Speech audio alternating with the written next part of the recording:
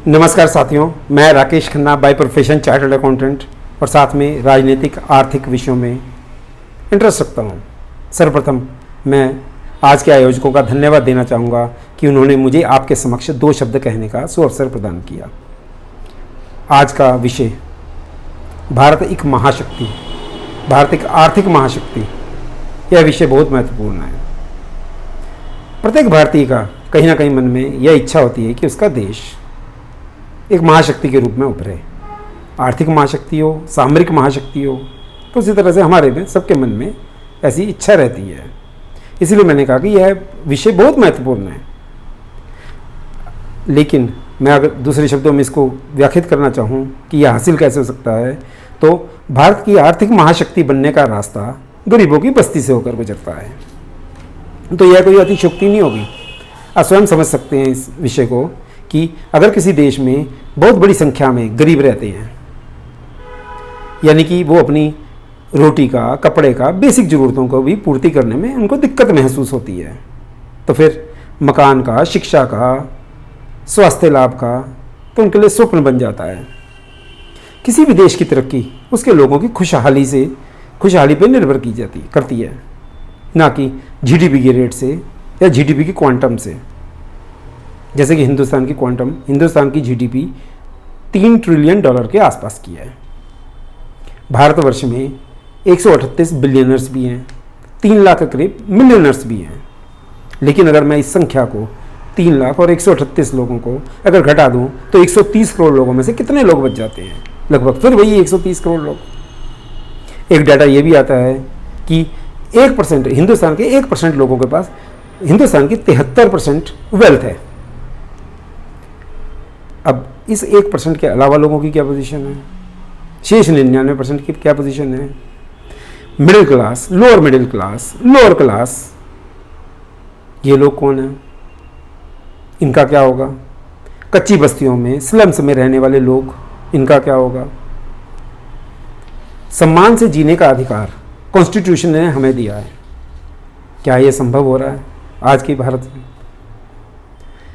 सरकारें, प्रशासन क्या संवेदनशील हैं इस विषय को लेकर?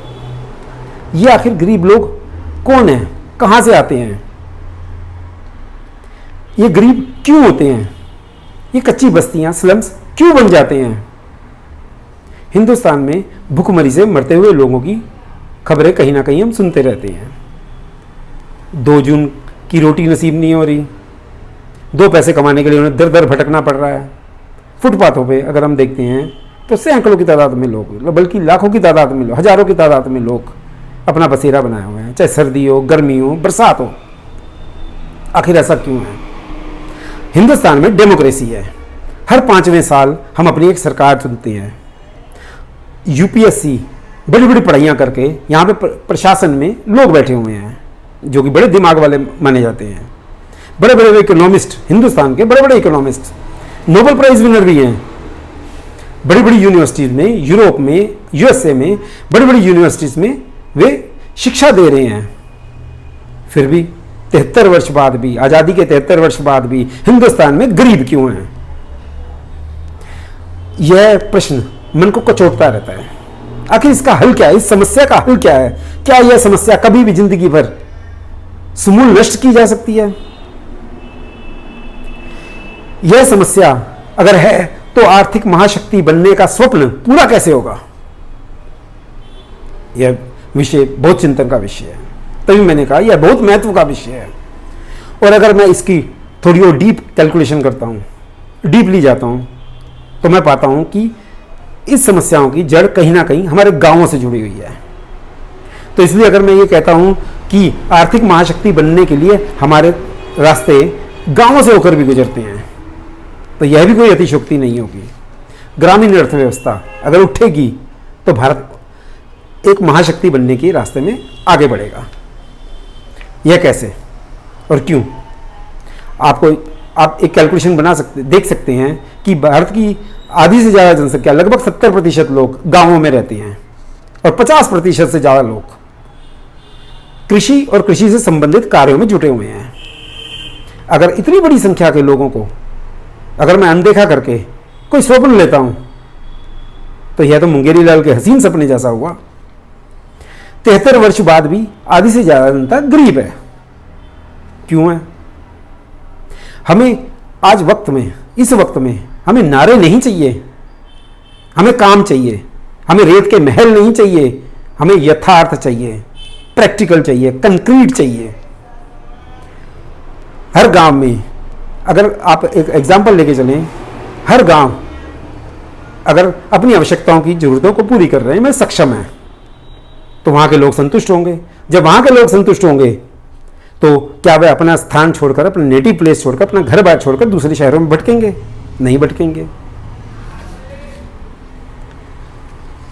अगर हर कस्बा, हर छोटा शहर, गांव अगर सेल्फ रिलायंट होगा तो माइग्रेशन रुक सकता है।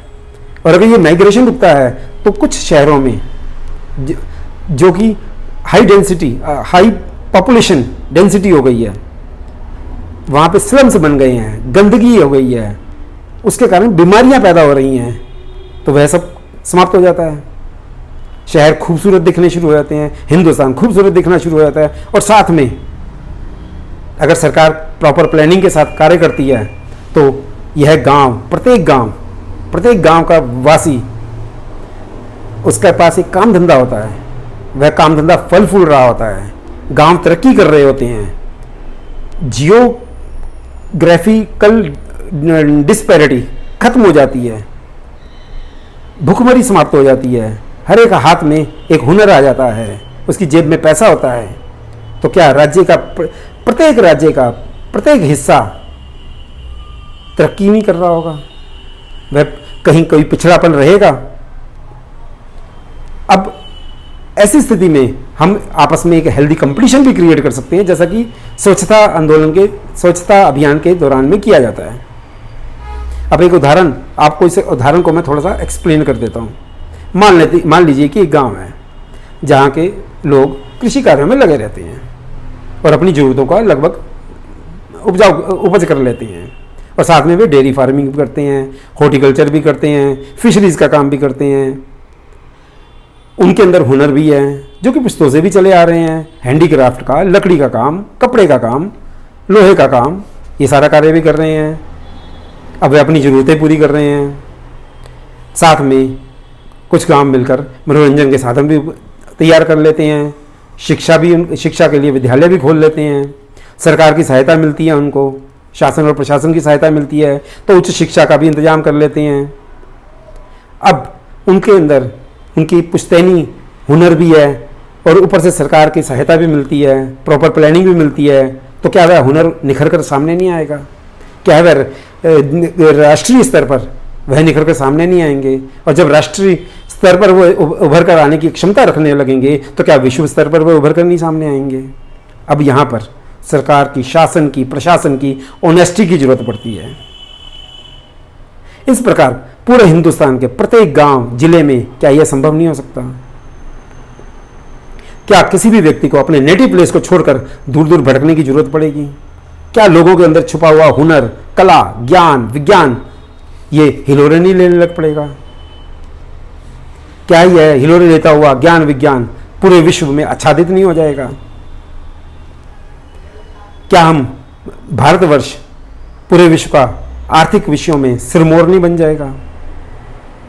अब आप इस विषय को अगर अलग ढंग से देखना चाहें, दूसरे ढंग से, तो मैं आपको इस बारे में बताता हूँ। एंशियंट इंडिया कैसा था? प्राचीन भारत पूर्व काल में कैसा था? आज से 500 वर्ष पूर्व, 1000 वर्ष पूर्व, जब यह सुनने में आता है कि भारत की 60%, 70% वैश्विक बाजार में पकड़ थी, विदेशों में जितना सोना, हीरा खदानों से निकलता था वो भारत में इंपोर्ट कर लिया जाता था।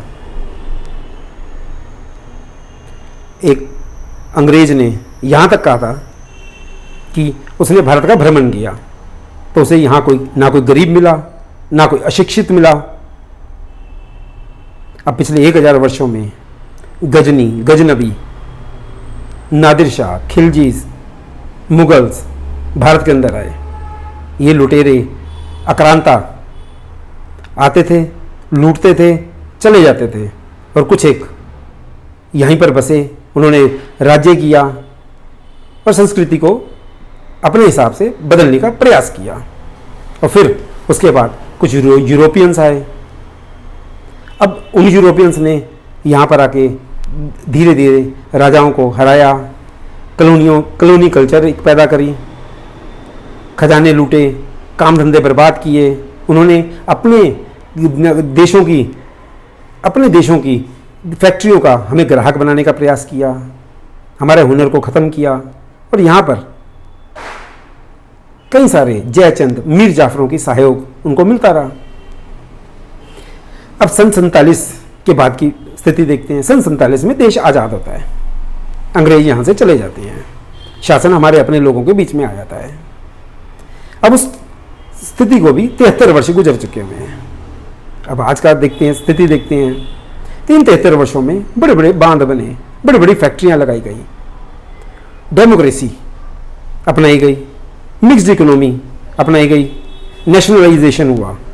1990 के बाद जब स्थिति देखी गई कि आर्थिक स्थिति बिगड़ रही है, तो ग्लोबलाइजेशन हुआ, लिबरलाइजेशन हुआ, रेड टेपिज्म खत्म किया गया, लोन के मेले लगाए गए।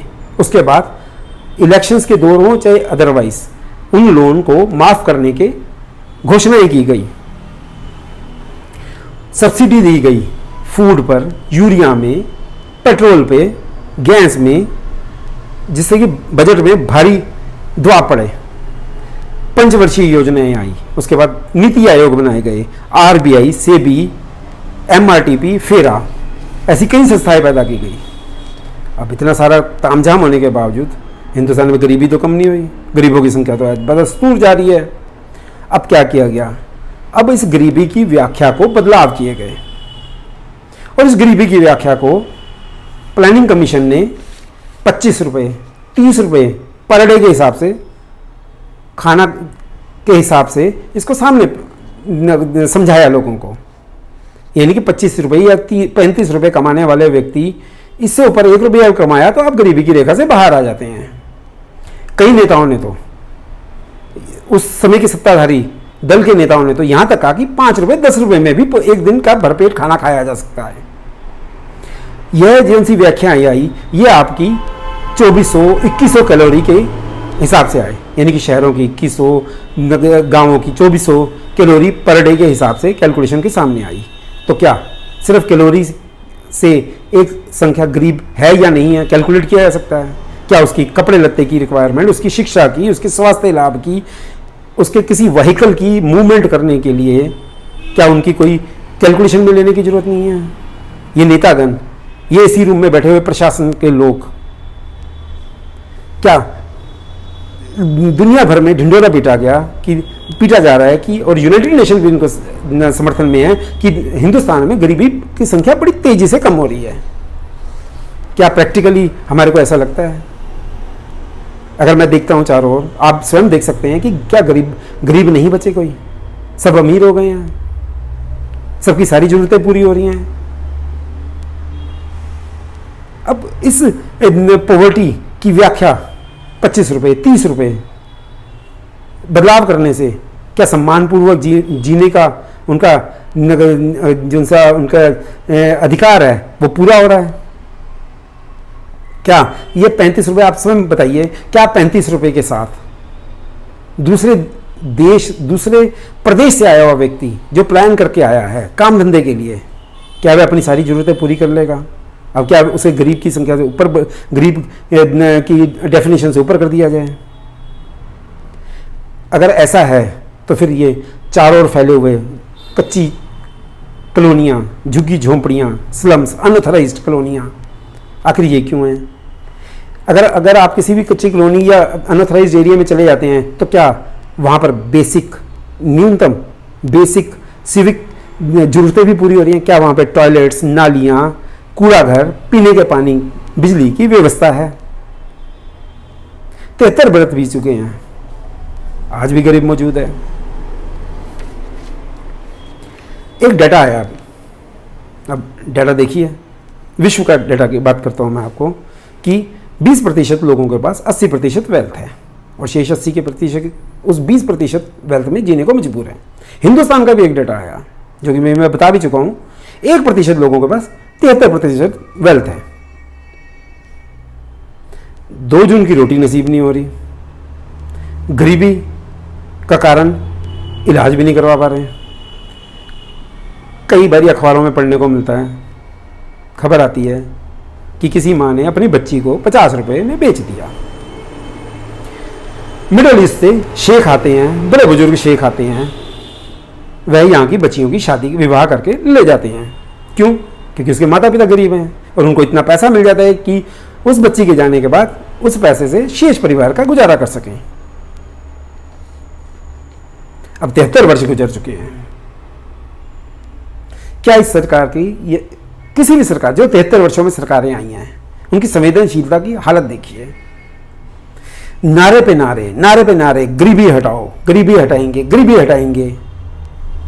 15 सूत्री कार्यक्रम, 21 सूत्री कार्यक्रम, फिर उसके बाद सब्सिडीज, फिर ये फ्री देंगे, वो फ्री देंगे। इसमें वोटों को खरीदने का, वोटों को इकट्ठा करने का, वोट बैंक बनाने की तकनीक के अलावा क्या मिला हिंदुस्तान को? नेताओं की वेल्थ लगातार बढ़ती जा रही है, गिनती के कुछ चुनिंदा लोगों की वेल्थ लगातार बढ़ती जा रही है, पर बाकी शेष का क्या? देश में इनकम डिस्पैरिटी, वेल्थ डिस्पैरिटी लगातार बढ़ती जा रही है। गरीब गरीब होता जा रहा है, अमीर अमीर होता जा रहा है, अमीर और गरीब का गैप लगातार बढ़ता जा रहा है। हमें तुरंत संभलना होगा। 135 करोड़ लोगों को आर्थिक शक्ति का केंद्र बनाना होगा, हर हाथ में हुनर देना होगा, उनका सहयोग करना होगा, तकनीक से, धन से उन्हें राह दिखानी होगी, उन्हें मार्केट से जोड़ना होगा, उन्हें वैश्विक बाजार से जोड़ना होगा। अगर हम चाहते हैं कि 1000 वर्ष पूर्व का भारत, आर्थिक महाशक्ति वाला भारत पुनः जागृत हो, तो हमें हर गांव, हर जिले को आर्थिक दृष्टि से संपन्न बनाना होगा, समर्थ बनाना होगा। जय हिंद, जय भारत।